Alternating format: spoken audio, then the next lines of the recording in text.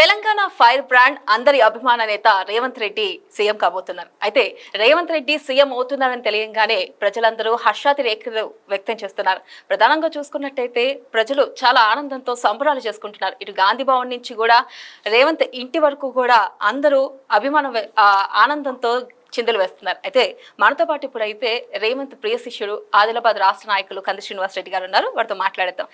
Sir నమస్తే. Sir నమస్తే sir, మీ గురువు, మీరు ఎంతగానో అభిమానించే నాయకులు సీఎం కాబోతున్నారు. మీరు ఎలా ఫీల్ అవుతున్నారు సార్? ఒక విధంగా ఇది ఒక చెప్పలేని, మాటల్లో చెప్పలేనటువంటి అనుభూతి. నాకు రాజకీయంగా నాతో ఓనమాలు దిద్దించి నాకు రాజకీయ ఓనమాలు నేర్పించినటువంటి ఒక గురుతుల్యుడు, నాకు అత్యంత అభిమానమైన నాయకుడు,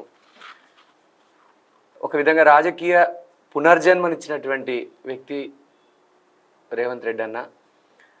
తనతో అంత అత్యంత దగ్గరగా పనిచేసేటువంటి అవకాశం నాకు దక్కింది కాంగ్రెస్ పార్టీలో. నా అట్లాంటి ఒక మహోన్నతమైనటువంటి వ్యక్తిత్వం కలిగినటువంటి వ్యక్తి తెలంగాణ రాష్ట్రానికి రెండవ ముఖ్యమంత్రి కావడం ఇది గొప్ప అనుభూతి. నిజంగా నా జీవితంలో ఒక సువర్ణాక్షరాలతో లిఖించదగినటువంటి ఒక మూమెంట్, ఒక క్షణాలు. ఉద్విగ్నంగా ఉంది చాలా. సార్, అలాగే చూసుకుంటే రేవంత్ రెడ్డి గారు మీకు మధ్య ఉన్న అనుబంధం ఎలా? నేను రాజకీయాలలో చేరిన తర్వాత కంది శ్రీనివాస్ రెడ్డి అనేటువంటి వ్యక్తి ఆదిలాబాద్ జిల్లా కాంగ్రెస్కి అవసరం. పార్టీ కంది శ్రీనివాస్ రెడ్డి రెండు ఈ కాంబినేషన్లో పోతే గనక అద్భుతమైనటువంటి ఫలితాలు సాధించగలిగినటువంటి ఒక గొప్ప నమ్మకం ఉండే తనకి. ఆ నమ్మకాన్ని చాలా వరకు నిలబెట్టగలిగినాం. ఇంకా అన్న లక్ష్యాలని, రేవంత్ అన్న లక్ష్యాలని, కాంగ్రెస్ పార్టీని వచ్చే పార్లమెంటు ఎలక్షన్ల నాటికి ఆదిలాబాద్ పార్లమెంటుని గెలిపించడం మా ముందున్నటువంటి అత్యంత పెద్ద లక్ష్యం. ఇక రేవంత్ అన్నతో వ్యక్తిగతంగా ఎప్పుడు కూడా భుజం తట్టి ప్రోత్సహించేవారు. ఎలా చేయాలి, ఇంకా ఎలా బాగా ఇంప్రూవ్ కావాలి, పార్టీని ఇంకా 6 గ్యారంటీల్ని కానీ పార్టీని ఇంకా ప్రజల్లోకి బలంగా ఎట్లా తీసుకుపోవాలని ఎప్పటికప్పుడు సూచనలు చేసేవారు. వారి ఉపన్యాసాలతోని, వారి స్పీచ్లతోని కూడా నేను బాగా ఇన్స్పైర్ అయిన, స్ఫూర్తి పొందిన.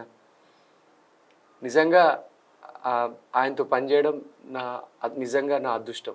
సార్, చూసుకున్నట్టయితే రేవంత్ రెడ్డి గారు మీ గురువు అని చెప్పి మీరు చాలా సందర్భాల్లో చెప్పడం జరిగింది. ఆయన దగ్గర నుంచి మీకు బాగా ఇన్స్పిరేషన్ కలిగించింది ఏంటి సార్? ఒకటంటే అండి, రేవంత్ రెడ్డి గారు 25 సంవత్సరాలు కూడా ప్రతిపక్షంలోనే ఉండి పోరాడిండ్రు. ఎప్పుడు కూడా అధికారంలో లేరు. ఆయన్ని ముప్పు తిప్పలు పెట్టినంతగా ఇంకా ఎవరు ఆ స్థాయిలో వివక్షకు గురిగాలేదేమో. సొంత బిడ్డ ఎంగేజ్మెంటు ఉన్నా కూడా ఆయన్ని తీసుకుపోయి జైల్లో వేయడం, ఆయన మీద నిరంతర నిఘా పెట్టడం, ఆయన ఎటు తిరగకుండా చేయడానికి ప్రయత్నం చేయడం అప్పటి టీఆర్ఎస్ ప్రభుత్వం, కేసీఆర్ ప్రభుత్వం ఒక భయానకమైనటువంటి, అత్యంత క్రూరంగా, భయానకంగా ఆయన్ని నిర్బంధించడం, ఇవన్నీ ఆయన యొక్క పోరాట యోధుని లక్షణాలు. ఆ పోరాట యోధుని లక్షణాలతోనే నిరంతరం ఆయన ప్రజలలో ఆయన పట్టు నిలుపుకున్నారు. ఈరోజు 25 సంవత్సరాల పోరాటం తర్వాత ముఖ్యమంత్రిగా రావడం అది అందరికీ సాధ్యం కాదు. ఆయన ఎప్పుడు కూడా అధికార పార్టీలో ఉండలేదు. నిరంతరం ప్రజలతోనే ఉన్నాడు, ప్రజల కోసమే కొట్లాడిండు. అన్యాయంగా ఆయన మీద అక్రమ కేసులు పెట్టి జైల్లో పెట్టినా కూడా ఎక్కడ ఆత్మస్థైర్యం కోల్పోకుండా నిరంతరం ప్రజల పక్షాన్ని నిలబడ్డటువంటి యోధుడు. నిజంగా ఆయన కారణజన్ముడు. అంటే ఒక కారణం కోసం పుట్టినటువంటి వాళ్ళంతా కూడా కొన్ని ఏండ్ల తరబడి పోరాటం చేసి ఈ స్థాయి వరకు రావడం అంటే, ఆయనతో పనిచేయడం నిజంగా నా అదృష్టం. నేను ఈ తక్కువ కాలంలో ఆయన దగ్గర నుంచి చాలా విషయాలు స్ఫూర్తి పొందినా, నేర్చుకున్నాను. సార్, ఇక ఆదిలాబాద్లో రేవంత్ రెడ్డి గారు ఎలాగో సీఎం అవుతున్నారు, కాంగ్రెస్ ప్రభుత్వం వచ్చింది. మరి ఆదిలాబాద్లో ఎటువంటి అభివృద్ధి జరిగింది అంటారు? ఎప్పుడు అనేవాడు సీను, నన్ను ప్రేమగా సీను అంటాడు, కంది అంటాడు నన్ను. సీను, ఆదిలాబాద్ వెనుకబడ్డ ప్రాంతం కాదు, వెనుక పడేయబడ్డ ప్రాంతం. నీలాంటి వ్యక్తులు మంచిగా చాలా చిన్న కుటుంబంలో పుట్టి కూడా ఇంత స్థాయికి రావడం చాలా మంచి పరిణామం. ఇప్పుడు ఆదిలాబాద్ని మీలాంటి యంగ్ జనరేషన్ దీన్ని బాగా డెవలప్మెంట్ చేసుకోవాలని ప్రోత్సహించేవారు. అలాంటి ముఖ్యంగా రేవంత్ రెడ్డి అన్నకు బడుగు బలహీన వర్గాల మీద అపారమైనటువంటి ప్రేమ ఆప్యాయత.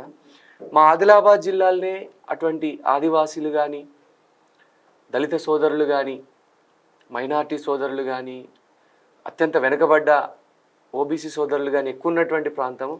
ఈ ప్రాంతం రేవంత్ రెడ్డి అన్న లాంటి ఒక బడుగు బలహీన వర్గాల పక్షపాతి ముఖ్యమంత్రి అయితే గనక మా కలలు నెరవేరుతాయని అనుకున్నాం. అటువంటి వ్యక్తి ముఖ్యమంత్రి అయినరు. తప్పకుండా మా ఆదిలాబాద్ జిల్లాని రేవంత్ రెడ్డి అన్న అభివృద్ధి చేస్తారన్నటువంటి అపారమైనటువంటి విశ్వాసం ఉంది. ఆదిలాబాద్ బహిరంగ సభకి వచ్చినప్పుడు కూడా ఆయన ఎంత ప్రేమగా అంటే, ఆయన పుట్టినరోజు నాడే ఆదిలాబాద్ బహిరంగ సభని ఆయన పెట్టుకోవడం జరిగింది. మా ప్రాంతం మీద ఉన్నటువంటి ప్రేమ, ఆదిలాబాద్లో పెట్టండి సభని, సీను నా పుట్టినరోజు రోజు అంటే అన్న పుట్టినరోజు, రేవంత్ రెడ్డి అన్న పుట్టినరోజు సీను దగ్గర సభ పెట్టండి అన్నాడు. ఆ సభ కూడా అద్భుతంగా సక్సెస్ కావడం, రేవంత్ రెడ్డి అన్న ఆ సభలో కూడా చెప్పడం ఆదిలాబాద్ని అన్ని రంగాలలో అభివృద్ధి చేస్తా అని చెప్పడం. నేను ఆ సభలోనే అన్నని రిక్వెస్ట్ చేయడం జరిగింది, అన్న ఏ కార్యక్రమమైనా ప్రభుత్వ కార్యక్రమాన్ని మా ఆదిలాబాద్ జిల్లా నుంచి ప్రారంభించడానికి ప్రయత్నం చేయమని చెప్పడం. ఇవన్నీ అన్న దృష్టిలో ఉన్నాయి. తప్పకుండా మాకు న్యాయం జరుగుతుంది. అన్న ఆధ్వర్యంలో ఒక గొప్ప ఆదిలాబాద్ ప్రాంతం గొప్పగా అభివృద్ధి చెందుతున్నటువంటి నమ్మకం ఉంది. సార్, ఒక్క మాటలో చెప్పాలంటే రేవంత్ రెడ్డి అంటే మీరేమంటారు? ఒక పోరాట యోధుడు, ఈజ్ అ ఫైటర్, ఒక ఫైర్ బ్రాండ్. అంటే తనకు భయం లేని మనిషి. బేసికల్గా ప్రజల కోసం ఎంత దూరమైనా పోతాడు, ఎవరి గల్లైనా పడతాడు, ఎవరితోనైనా కొట్లాడతాడు. సార్, ఇక రేవంత్ రెడ్డి ఫైనల్గా సీఎం అయిపోయారు. ఆయన చాలామంది ఆయనకి మీద నెగిటివిటీ ఉంది, చాలా ఇతర పార్టీలే కానీ చెప్పడం ఈయన ఏం చేస్తారు సీఎం గారు.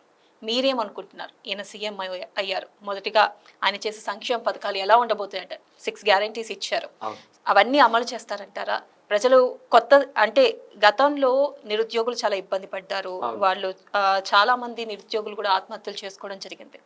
ఈసారి ఆ పరిణామాలన్నీ దాటి సీఎం అంటే ఇట్లా ఉండాలి అని నిరూపించుకుంటారంటారా రేవంత్ రెడ్డి? 100%, 1000% రేవంత్ రెడ్డి గారు ప్రజా సీఎం అవుతారు, పీపుల్స్ సీఎం అవుతారు. నిరంతరం ప్రజల్లో ఉన్నటువంటి వ్యక్తిని, ఆయన మీద జరిగినటువంటి దుష్ప్రచారం అంతా కూడా పనిగట్టుకొని ఆయన రాజకీయ ఎదుగుదలని అడ్డుకోవడానికి ఆయన ప్రత్యర్థులు చేసినటువంటి పని. కానీ ఆయనంతగా ప్రజల్లో ఉన్నటువంటి వ్యక్తి నేనైతే చూడలేదు. ఎప్పుడూ కూడా ప్రజల పక్షం పోరాడితే ప్రజలు ఎప్పటికీ మనల్ని ఆదరిస్తూనే ఉంటారన్నటువంటి నమ్మిన వ్యక్తులలో రేవంత్ రెడ్డి గారు మొదటి వరుసలో ఉంటారు. ఆయన సీఎం అయిన తర్వాత 6 గ్యారంటీల్ని అద్భుతంగా అమలు చేస్తారు. బడుగు బలహీన వర్గాల కోసం కాంగ్రెస్ పార్టీ ఇచ్చినటువంటి ఇండ్లు కట్టియడం కానీ, రేషన్ కార్డుల సమస్య కానీ, పింఛన్లు ఇవ్వడం కానీ, మహిళలకి 2500 ప్రతి నెల ఇవ్వడం కానీ, రైతు బంధు ఇవ్వడం కానీ, రుణమాఫీ కానీ, ఇవన్నీ కూడా ఆయన నెరవేరుస్తారు. సోనియా గాంధీ గారి, రాహుల్ గాంధీ గారి, మల్లికార్జున్ ఖర్గే గారి ఆశీర్వాదంతో రేవంత్ రెడ్డి అన్న తెలంగాణకి అద్భుతమైనటువంటి సుపరిపాలన అందించినటువంటి వ్యక్తిగా చరిత్రలో సువర్ణాక్షరాలతో లిఖించబడేటువంటి వ్యక్తి రేవంత్ రెడ్డి గారు. అందులో ఎటువంటి అనుమానం లేదు. ఆయన నేచురల్గా మనస్సు పరంగా రేవంత్ రెడ్డి గారు చాలా డెలికేటు, ప్రజల పట్ల ఒక స్వానుభూతి ఉన్నటువంటి వ్యక్తి రేవంత్ రెడ్డి గారు. సో అద్భుతంగా తెలంగాణ అన్ని రంగాలలో రేవంత్ రెడ్డి అనే నాయకత్వంలో ముందుకెళ్తుంది, గొప్ప ప్రగతిని సాధిస్తుంది, అభివృద్ధిని సాధిస్తుంది. రైట్ సార్, మీ మాటల్లోనే అర్థమైపోతుంది నిజంగా రేవంత్ రెడ్డి గారి మీద మీకు ఎంత అభిమానం ఉందో, ఆయన మీరు గురువుగా ఎందుకు భావిస్తున్నారో మీ మాటల్లో క్లియర్గా అర్థమవుతుంది. Thank you sir. Thank you.